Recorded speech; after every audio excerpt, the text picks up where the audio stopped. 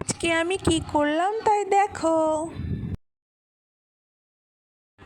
Hello বন্ধুরা, সবাই কেমন আছো? মহুয়া ঘরকন্যায় তোমাদের সবাইকে স্বাগত। তোমরা সবাই কেমন আছো আর কি করছো?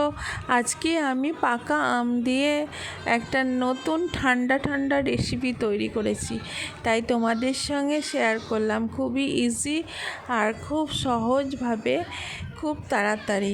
এটা খেতে হেভি টেস্টি।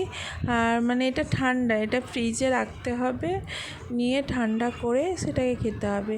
আর কিভাবে তৈরি করলাম তোমাদের সঙ্গে শেয়ার করলাম, তোমরা দেখো।